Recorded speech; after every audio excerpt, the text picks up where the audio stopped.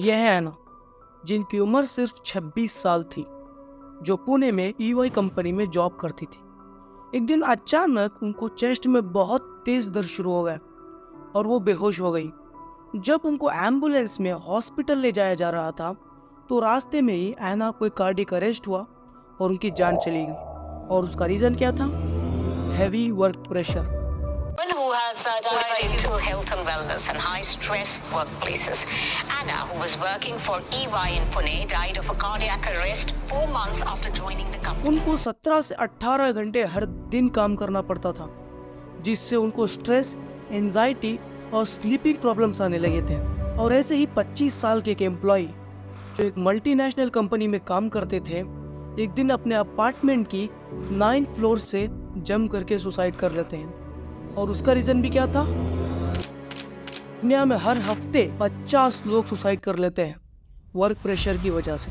और यह 2021 की रिपोर्ट, 11,431 लोगों ने सुसाइड कर लिया जो एक प्राइवेट सेक्टर में एम्प्लॉयड थे। एक सर्वे में पता चला कि 57% इंडियन एम्प्लॉयज ओवरवर्क फील करते हैं और 32% अपनी जॉब से खुश नहीं है और 74% एम्प्लॉयज और फ्लेक्सिबिलिटी चाहते हैं अपने काम में। और इंडिया के एवरेज वर्किंग आवर्स हैं 48 आवर्स पर वीक, जबकि ये नंबर नेदरलैंड्स में 29 आवर्स पर वीक है और डेनमार्क में 37 आवर्स और ऑस्ट्रेलिया में 38 आवर्स पर वीक है। और जापान, जो अपने इंटेंस वर्क कल्चर से जाना जाता है, वहाँ की सरकार ने प्राइवेट कंपनीज को कहा कि वीक में सिर्फ 4 दिन ही वर्किंग आवर्स रखो। और ये डिसीजन गवर्नमेंट ने अपने सिटीजन्स को कारोशी से बचाने के लिए किया। कारोशी एक जापानीज वर्ड है और इसका मतलब होता है डेथ बाय ओवरवर्क, ताकि लोग थोड़ा रिलैक्स कर सके और अपनी फैमिलीज के साथ टाइम स्पेंड कर सकें।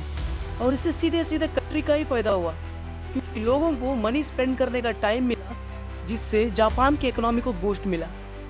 और जब पोर्चुगल ने वर्किंग आवर्स को रिड्यूस करा तो देखा कि उनके देश में एंजाइटी, स्ट्रेस और स्लीपिंग प्रॉब्लम्स 20% से कम हो गए हैं। हमारे यहाँ 74% इंडियंस स्ट्रेस से और 88% इंडियंस एंजाइटी से सफ़र कर रहे हैं, क्योंकि लोगों को उतना फ्री टाइम मिल ही नहीं रहा जिसमें लोग थोड़ा रिलैक्स कर सके और थोड़ा एंजॉय कर सके। और कुछ कंपनीज तो एम्प्लॉयज़ को वीकेंड्स में भी काम कराती है ताकि डेडलाइन मीट कर सके। और ऐसे भी केसेस सामने आए हैं जिसमें कंपनीज एम्प्लॉयज़ को 10-10 घंटे काम कराती है विदाउट एनी एक्स्ट्रा पे। और गिग वर्कर्स की तो बात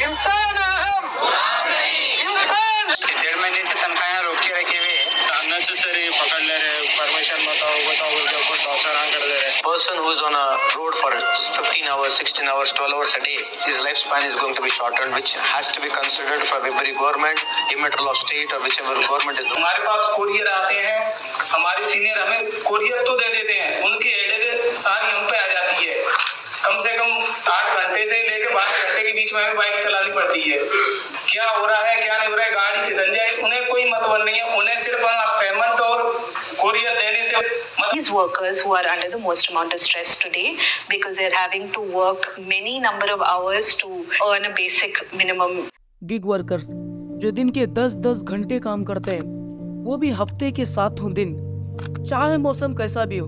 लेकिन अगर डिलीवरी मैन थोड़ा लेट डिलीवर करता है फॉर एनी रीजन, तो कस्टमर उस पर चिल्लाता है और उस पर गुस्सा करता है। जस्ट इमेजिन करो उस इंसान पर क्या बीतती होगी जो अपनी पूरी जिंदगी अपनी फैमिलीज की और अपनी नीड्स पूरी करने में निकाल देता है और उसे थोड़ा वक्त भी नहीं मिलता अपनी फैमिली के साथ बिताने।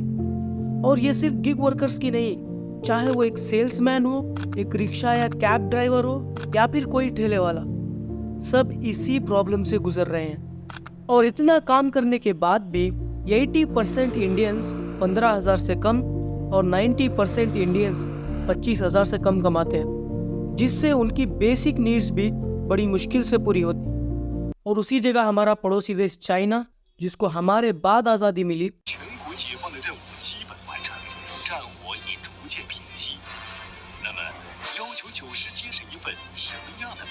और एक समय पर इंडिया और चाइना की जीडीपी लगभग सेम थी और आज चाइना की जीडीपी हमसे 5 गुना ज़्यादा है। और एक एवरेज चाइनीज की सैलरी 22,000 यॉन पर मंथ, मतलब इंडियन 2.5 लाख रुपए पर मंथ एवरेज चाइनीज कमाता है।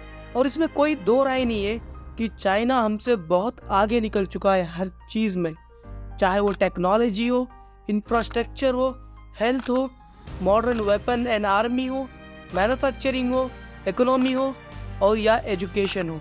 सब में चाइना हमसे कोसों आगे है। लेकिन उससे हमें क्या फर्क पड़ता है? हमें तो सिर्फ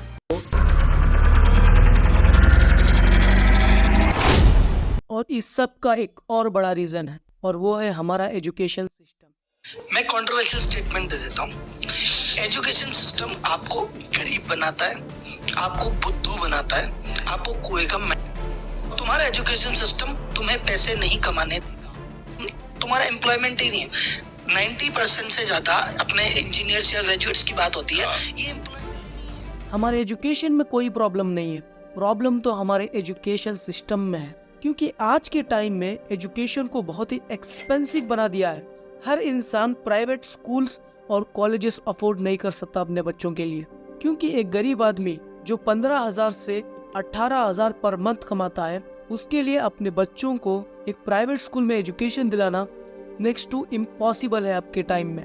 इंडिया में प्राइवेट स्कूल में बच्चे को पढ़ाने के लिए एज 3 से एज 17 तक 30 लाख रुपए खर्च हो जाते हैं, और ये इंडिया का हर आदमी अफोर्ड नहीं कर सकता। और अगर मान लो किसी तरीके से एक एक पैसा बचा बचा कर पढ़ा भी दिया, तो नेक्स्ट बारी आती है जेई और नीट के एंट्रेंस एग्जाम की प्रिपरेशन की, जिसमें सिर्फ कोचिंग में ही 30,000 से लेकर 5 लाख रुपए खर्च हो जाते हैं, और हॉस्टल और वहाँ के रहने का खर्चा अलग। और इतना पैसा पानी की तरह बहाने के बाद भी कोई गारंटी नहीं है कि आपका बच्चा एंट्रेंस एग्जाम क्लियर कर पाएगा, क्योंकि इस साल 2024 में 14,15,110 स्टूडेंट्स ने जेई का एंट्रेंस एग्जाम दिया, और उसमें से कितने बच्चे क्वालिफाई कर पाए? सिर्फ 2,50,284 स्टूडेंट्स ही क्वालिफाई कर पाए। 14,15,000 स्टूडेंट्स में सिर्फ 17.68% स्टूडेंट्स ही क्वालिफाई कर पाए। इसका मतलब ये नहीं कि उन स्टूडेंट्स ने कम मेहनत करी थी जो क्वालिफाई नहीं कर पाए, वो क्योंकि हमारे पास इतने सीट्स अवेलेबल ही नहीं है, और ना हमारे पास सफिशिएंट इंफ्रास्ट्रक्चर अवेलेबल है जिससे हम डिजर्विंग स्टूडेंट्स को सीट्स अवेलेबल करा पाए। और उसमें से भी पेपर लीक की खबरें सामने आती रहती है, वो भी इतने competitive. The CBI on Thursday arrested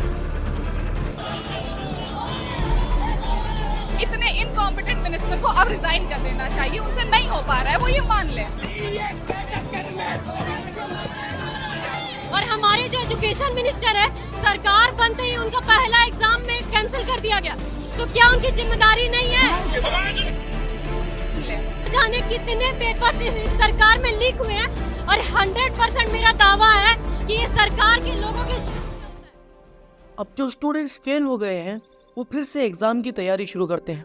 अब फिर से कोचिंग और फिर से उसकी फीस, जो कि अफोर्ड करना हर एक मिडिल क्लास और बिलो मिडिल क्लास फैमिली के लिए बहुत ही मुश्किल होता है। अब सिर्फ स्टूडेंट्स के पास एक ही रास्ता बचता है, और वो है एजुकेशन लोन। RBI के 2023 के डेटा के अकॉर्डिंग एजुकेशन लोन की डिमांड 2023 से बहुत ज़्यादा बढ़ गई है। इंडिया में अप्रॉक्सीमेट 90,000 करोड़ का एजुकेशन लोन प्रोवाइड किया गया है 2023 में।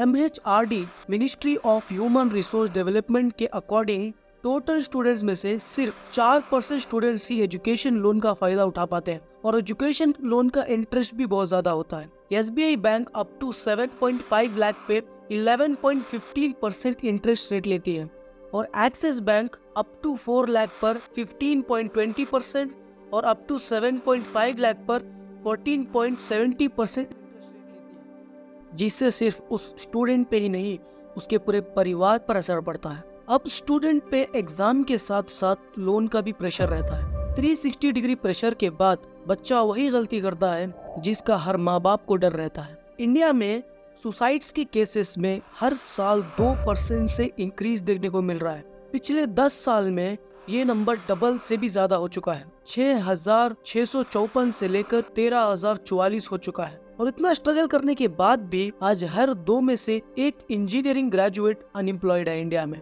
बैंगलोर, जो इंडिया का IT हब माना जाता है, वहाँ भी इंजीनियरिंग ग्रेजुएट की एम्प्लॉयमेंट में गिरावट देखने को मिली और एम्प्लॉयमेंट की कमी के कारण जिसको भी जॉब मिल गई है वो अपने ऊपर होने वाले एक्सप्लॉयटेशन के अगेंस्ट कुछ नहीं बोल पाता, क्योंकि कंपनीज के बाहर एम्प्लॉयज की लाइन खड़ी है जो आपको इजीली रिप्लेस कर सकती है और एक एम्प्लॉय को अपनी जॉब खोने का डर रहता है और इसी चीज का फायदा कंपनीज उठाती हैं। एम्प्लॉय को ओवरवर्क देना, ओवर टाइम कराना, भले ही उससे एम्प्लॉय की मेंटल हेल्थ पर फर्क पड़े, लेकिन कंपनीज को इस चीज से कोई फर्क नहीं पड़ता। अब इसका सोल्यूशन क्या है? और मैं नहीं कह रहा कि मैं जो भी बताने वाला हूँ वो 100% सही होगा, लेकिन बहुत हद तक हमें बदलाव देखने को मिल सकता है और वो ये है, सबसे पहले तो एजुकेशन रिफॉर्मेशन, जिसकी इस वक्त बहुत ज्यादा जरूरत है इंडिया को। मतलब वही है कि 20 साल मतलब ये मैकॉले के जमाने का जो सिस्टम है, जो क्वीन को सर्व करने के लिए बनाया गया था, उसी के हिसाब से हर कोई पढ़ रहा है और एजुकेशन को अपडेट करने की जरूरत है अकॉर्डिंग टू मॉडर्न एरा। इस ओल्ड ब्रिटिश एजुकेशन सिस्टम को बदलकर एक मॉडर्न एजुकेशन सिस्टम एस्टैब्लिश करना पड़ेगा जो इस वर्ल्ड के साथ कम्पीट कर पाए और हमारी गवर्नमेंट को स्ट्रिक्ट लॉस और एक्शन लेने की जरूरत है पेपर लीक्स के ऊपर, क्योंकि डिजर्विंग स्टूडेंट्स की लाइफ और फ्यूचर का सवाल है जिसको हल्के में लिया नहीं जा सकता।